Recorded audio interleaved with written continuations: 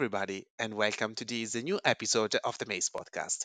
I'm your host, Marco Macente, and I'm so excited to be here with all of you. Today, we will make a special episode as we will focus entirely on talent acquisition and we will explore trends, challenges, and new perspectives in the post pandemic world. I'm happy to discuss this with my guest, Mariusz Stokowacki from United Kingdom. Mariusz was born in Poland and he moved to London, where he was able to build his career as a talent acquisition professional with more than 20 years of experience working in pharmaceutical recruitment and sales environment. He worked with leading staffing firms within life sciences, CROs, with many stakeholders at all levels.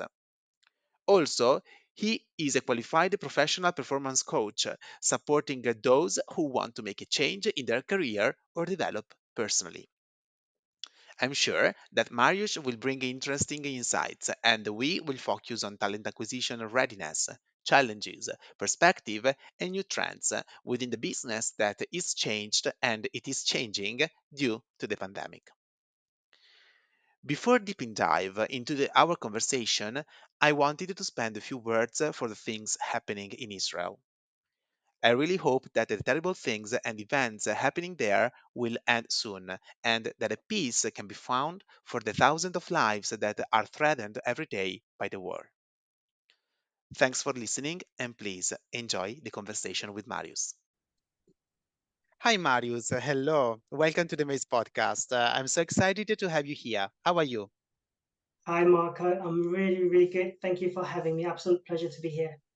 Wow. So, yes, I was looking for that interaction, and I have already shared with the audience a little bit of your experience, a little bit of your background. And of course, I have already mentioned that this episode will be entirely focused on talent acquisition because, of course, you are a talent acquisition professional working in the in the pharmaceutical industry, so the same industry in which I work.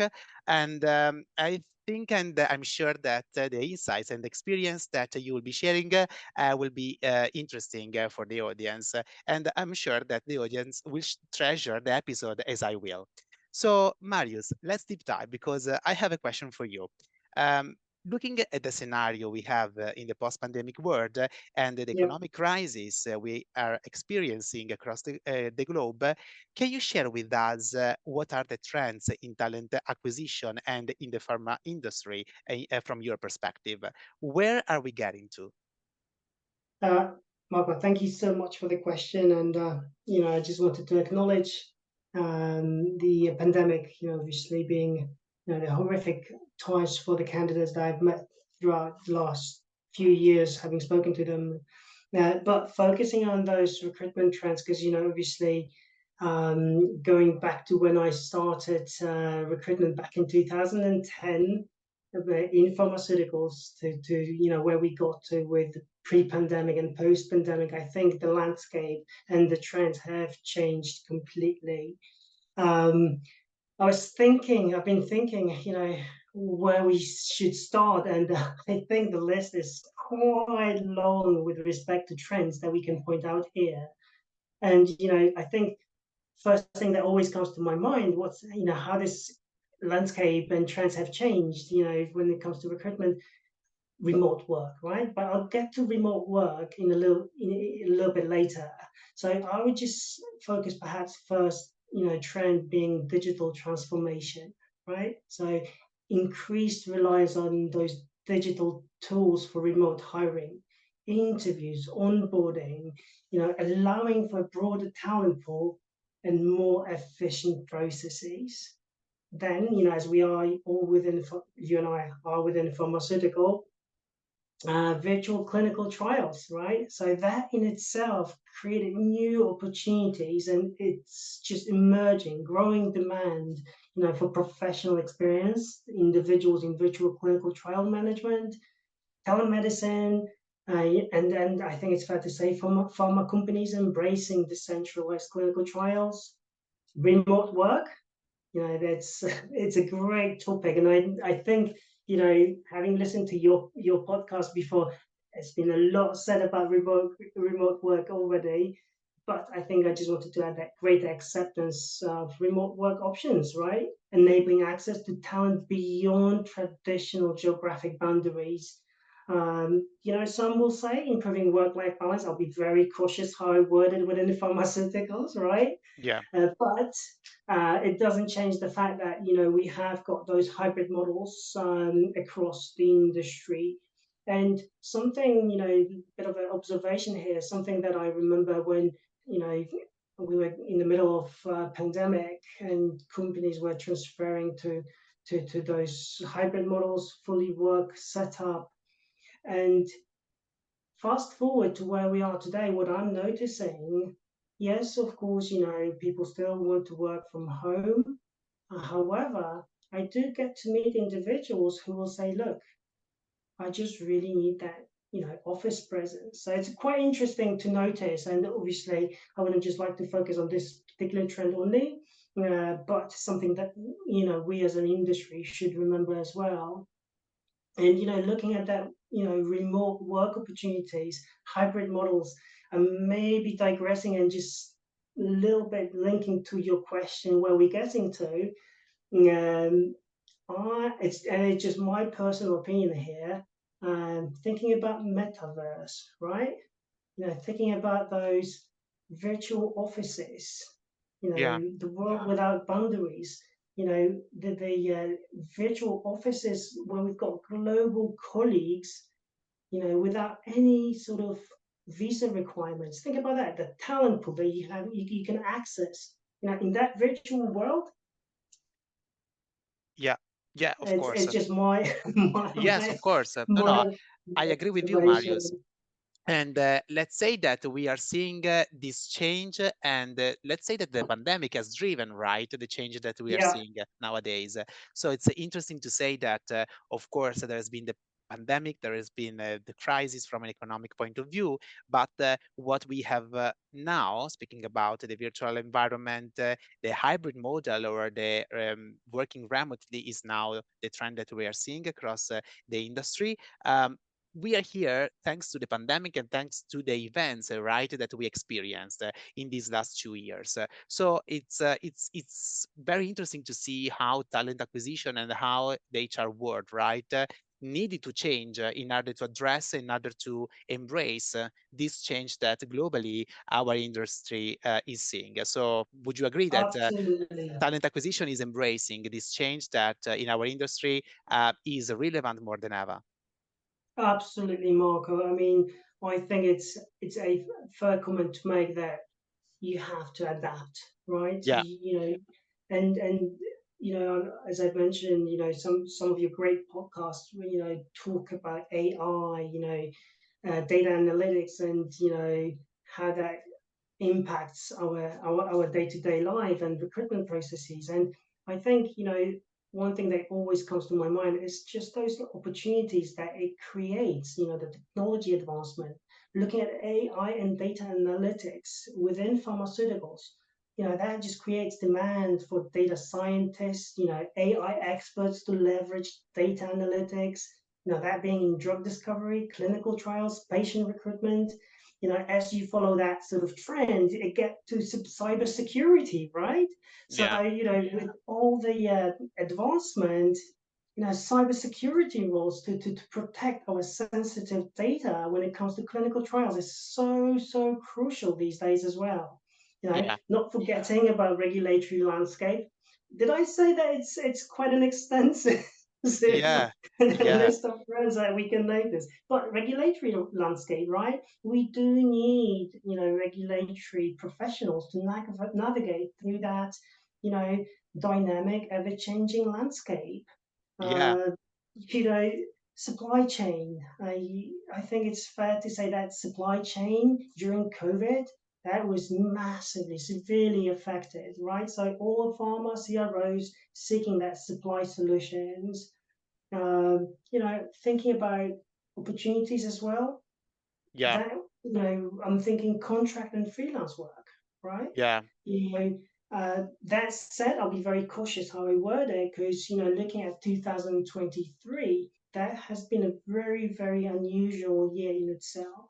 Yeah. You mentioned HR, how we have to adapt.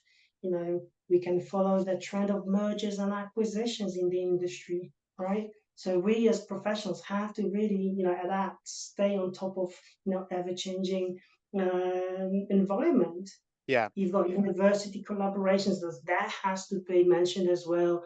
Um, university spin-offs, the collaboration between pharmaceutical CROs, more specifically, just for the audience, so that they know in case someone is not within pharmaceuticals, contract research organizations, right? Yeah. Um, and I think what's one of the exciting trends and really important to mention is mental health and well-being support in conjunction with I would say diversity and inclusion, right? Yeah. So Yeah. I think those all the companies to stay competitive, to attract, retain talent, they really have to follow those trends, right? Yeah, of course. Um, And so interesting times, Mark. I mean, the global talent pool definitely has expanded because of those post-pandemic new trends continuously evolving. And where are we getting to, Marco? If only I had a crystal ball, I'm thinking, right? yeah. But looking at latest development, technology advancement, as it brings everyone closer, in different parts of the globe. I think, big pharma, bigger players, will pave the ground for further advancement. New territories will be discovered. There's a lot of investment in Latin America at the moment, for example. I've noticed bigger companies really investing in those locations. I think technology, that digital transformation will really allow us to stay close in those locations and focus on that global talent pool.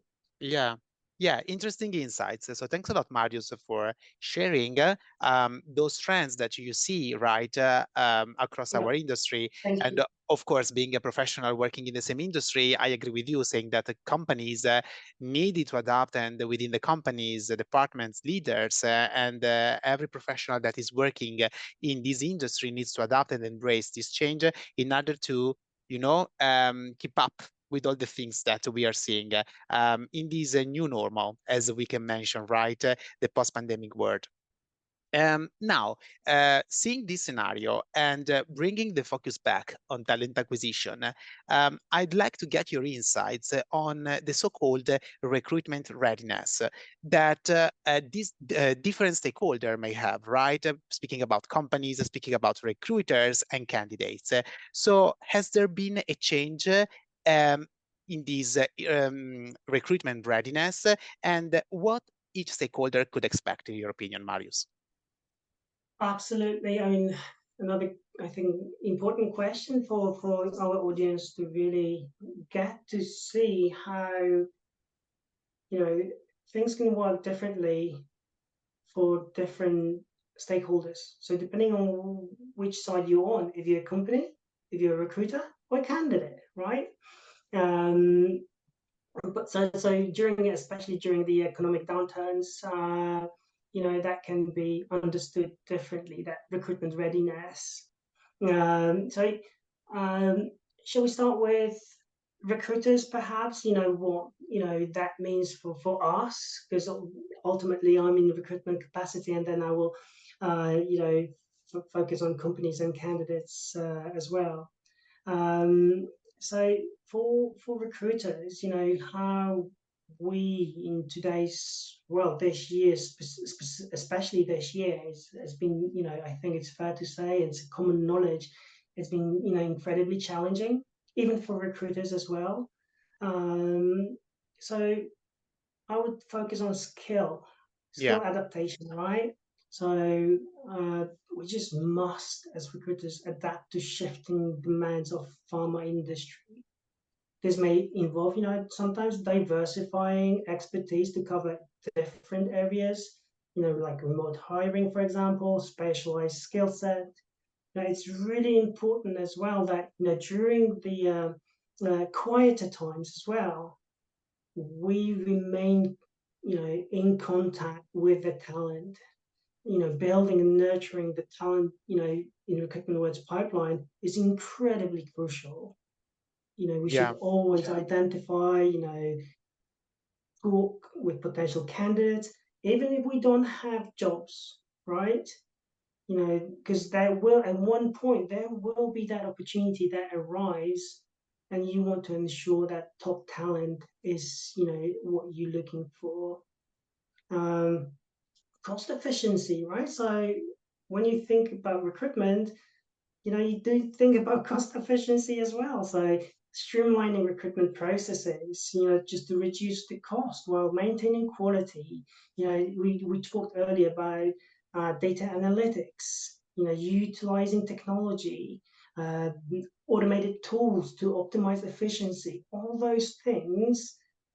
those processes, tools can be implemented or at least looked at this moment in time, right? So now we've got time to do it. I mean, we as recruiters can, take initiatives and, looking at those skills adaptation, we can really do things ourselves as well in order to stay on top of everything. Yeah. Uh, Focusing, let's say, companies, right? So from the company perspective, I think personally, first thing that comes to my mind, resource allocation, right? So ensuring that companies invest wisely in that being essential recruitment tools. They optimize cost processes, focusing on companies what or trying to understand what companies can do to remain recruitment ready. For example, you know I'm thinking resource allocation, right? So that would mean allocating resources wisely, investing in essential recruitment tools, processes, whilst optimizing costs. Companies may consider strategic partnerships or even outsourcing some of their specialized recruitment. I think that the company with that resource allocation can be very, very smart about it. Strategic planning obviously is really important as well, right? So as a business, I think as a business, not me as a business, but businesses, just rephrasing it, businesses need to assess, their long-term talent needs. Then Hmm. align with the business strategies that I have, take into account market conditions, and identify those business critical roles with the skills that is really required, that will help navigate through the economic challenges. um, and I think it's also really important to mention, and I think that could be a topic on itself, employer branding, right? Yeah, of course. I mean, employers have to maintain strong brand to attract top talent, right?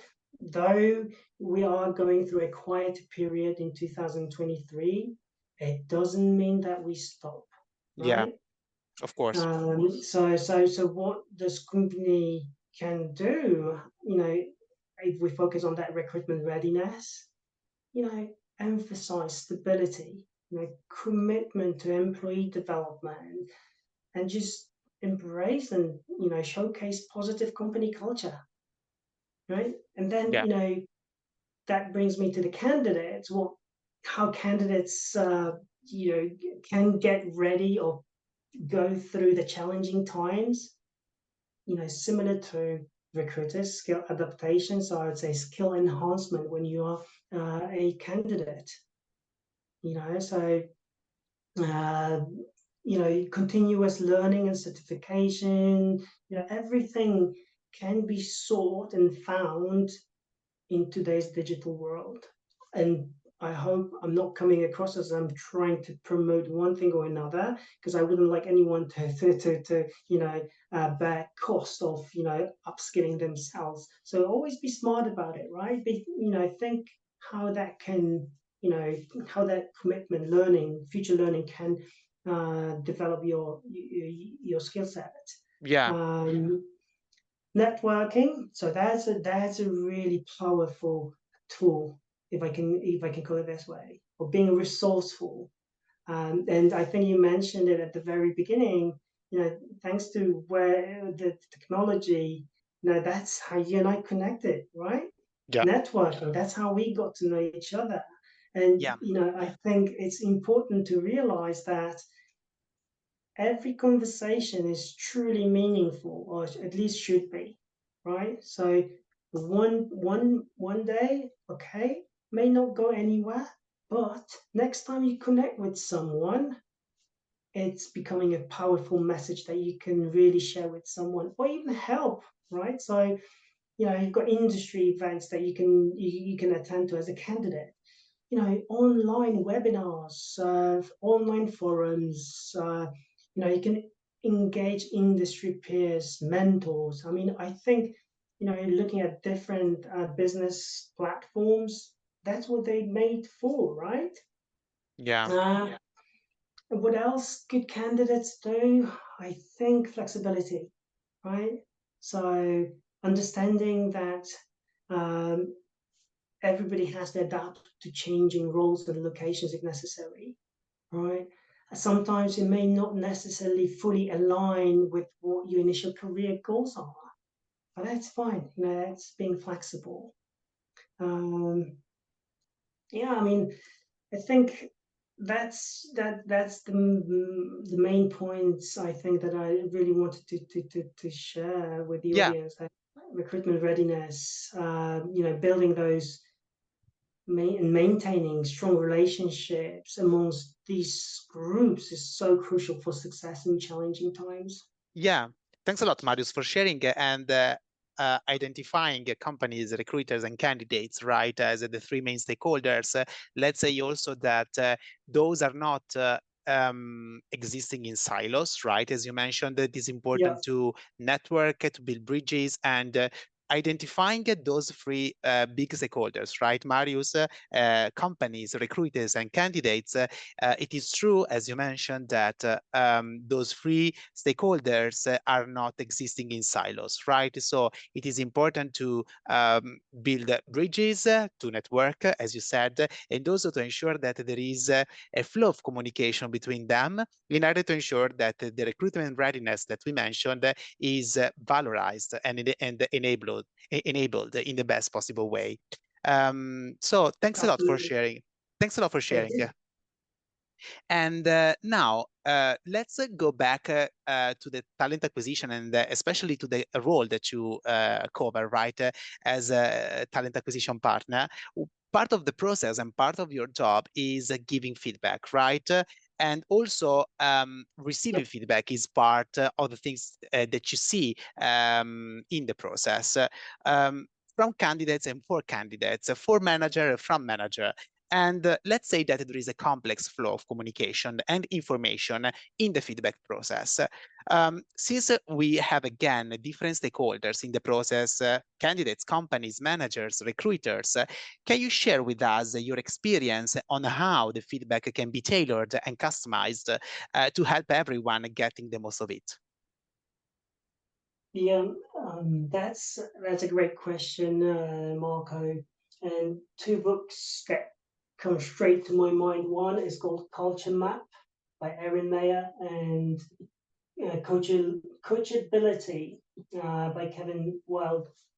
Um, and the reason why I kind of pause here and need a little bit more time to think is, when we say feedback, and especially when you are in a talent acquisition function, I think first thing that comes to your mind is interview, right? But I think it's, as you mentioned and highlighted, it's feedback.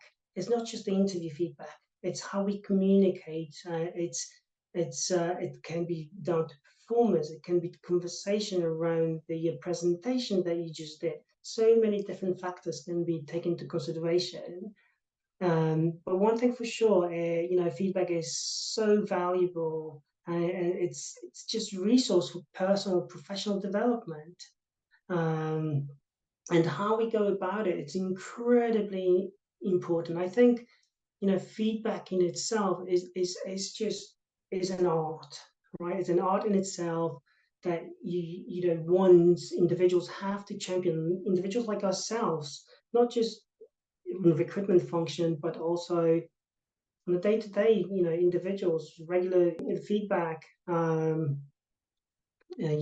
can be used by everyone, not just professionally, but Yeah, also on a day-to-day basis in our lives, right? yeah, You know, what really kind of things, or what really comes to my mind, obviously, is to really making sure that we've got an understanding of that feedback itself for candidates, managers, and recruiters, right? And I think it's important that every group understands, each other in a sense where yeah, everybody is. In a recruitment function, I tend to say, please do not shoot the messenger, right? In a joking, jokingly way. But let's focus on candidates. Interview feedback. Yes, of course. It has to be constructive, yeah, right? It can be after the interview. It can be to help them understand their strengths, area for improvement. There's also application feedback, right? Um, you know, Sending that message to someone that they would have not been selected at the early stage of the process, it can be heartbreaking at times for individuals, because we as recruiters, we don't know what their personal situation is at the time. But at the same time, as a business, there are mm, so many yeah, applications. So it's sometimes it's not the easy position to be in. It's not the nicest position to be in, knowing that someone will be affected one way or another. And that's why it's important to really let that person know. I think that though you've not been selected, you have got that career ahead of you. Right? Kindness is free of charge, hmm, and giving people a little bit of hope, candidates, giving them a little bit of hope and you know indication that, okay, look, you can get there, perhaps not on this occasion, because of X, Y, and Z. So it has to be balanced, and it is a really powerful tool as a feedback. The feedback is a very powerful tool. So overall, I think the key to effective feedback lies in constructive, specific, and actionable information. yeah. Thanks a lot, Marius. So, yeah, it's very interesting to see, right, the entire process and how complex is getting and receiving feedback. And I agree with you. So this is up to the recruiter, but up to the candidate that is getting this. And we there is so much to say about giving feedback and receiving feedback, but I really appreciate that you touched a very important highlights that I'm sure that the audience will treasure when speaking about kindness and getting the right information about where we are in the process. And yeah, so let's say that needs to be improved overall. Do you agree with me? Because of course, we never learn about giving and getting feedback. Oh, absolutely, Mark. I mean, you never stop, and you never stop learning. And uh, I think having that white belt approach is just something really that everyone could treasure, moving forwards. So continuous learning, being open to new ideas. Yeah. So now I have another question for you because thinking again about the phenomena that we were seeing, right? We spoke about the post-pandemic world, the trends, the pandemic, the economic crisis. One of the things that we saw was the big resignations phenomenon where employees quit their jobs driven by new values and new rules and even new schedules. So one of the top priority at the moment for companies and organizations is to keep strategies to keep their talents and retain them within the organization. So can you please tell us more from a recruiter point of view? Which are, in your perspective, the pillars throughout the talent retention strategy that can be built on? Where shall we start? I think certain. aspects have been already mentioned, today. We can really start with flexible work arrangements, right? Yeah. The companies can offer flexible schedules, remote work options, hybrid models. Uh, again, work-life balance. I'll be Yeah. very cautious how I word it. Um, Compensation, right? Yeah. I mean, yes, of course, pillars and, values are incredibly important. And that's something that I really wanted to bring up to the table as well, in terms of compensation. Companies should ensure compensation packages are competitive, right? Yeah. Their companies have got abilities to really reach out to different sources to get the information around what's competitive, what's not, who's doing what, who's doing not. So I would definitely encourage companies to be competitive on the market. Career development. Uh, we hear that word so often these days, but again, ensure we invest in employee growth training through training, mentoring, right? Hmm. Yeah. Clear paths for clear paths for advancement within the organization. I fully appreciate, when you employ thousands of people globally, sometimes it's a complex process. But again, it should not be an excuse for not having it in place. Yeah. Recognition and rewards. Everybody likes to be rewarded, right? Yeah. Sometimes pat on your shoulders, yes, it's great, but acknowledging the rewards, outstanding performances, contributions, all boost employee morale and loyalty. There are some great, I would say, tools to really facilitate that recognition and rewards processes. Just the companies have to be creative. Workplace culture, Yeah. positive, inclusive, and I would say safe workplace culture, right? So you as an employee should feel valued, respected, and engaged. I mean, again, we've got different tools. We live in 2023 at the moment, right? We've Yeah. got tools. Just we have to know how to use them correctly. Just to give my 2 cents here, I wanted to think about the things that you were saying. Also, from an employee point of view, empowerment across as well as engagement, right, are the two main things that can play a pivotal role. I don't know if you agree with me. I do agree with you completely. It's so important, right? But at the same time, it just brings the question in my mind: how do we do it? Right? Yeah. It's great to name things, but sometimes companies, I think, lagging behind a little bit, knowing how to do it. But as long as they really can, put practice in place, that's great.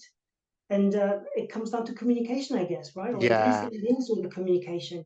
Yeah. How do we maintain that transparent communication channel between different peers? How do we involve employees in decision-making process? That can be through, sometimes simple email communication from your leaders, from your manager. I'm not thinking of coming up with, hugely expensive ways of communicating with your teams. Sometimes it's a simple solution that really makes the difference on a day-to-day basis.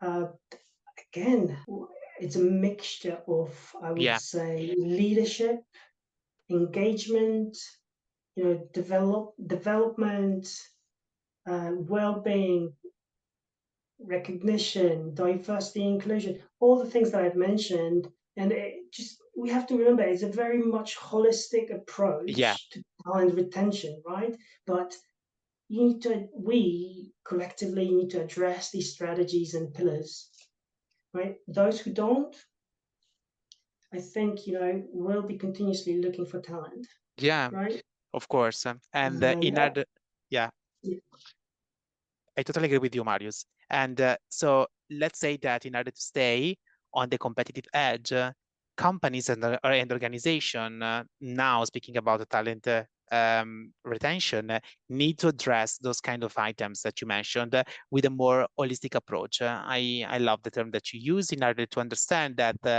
at the same time, it's not one size fits all, but there is the need to tailor and to focus and to spot the light on what matters, getting the data from the Yep, primary stakeholders that are the employees themselves, right? So it's important that there is a mutual communication between leaders and employees and executives in order to ensure that the things and the actions that the company can do are supported by the data that the company itself can collect and make sure that there is this consistency. So it's again absolutely. a never-ending process because, of course, this is requires time, efforts. But as you mentioned, this is very important in order to ensure that talents are retained and, of course, quality is maintained.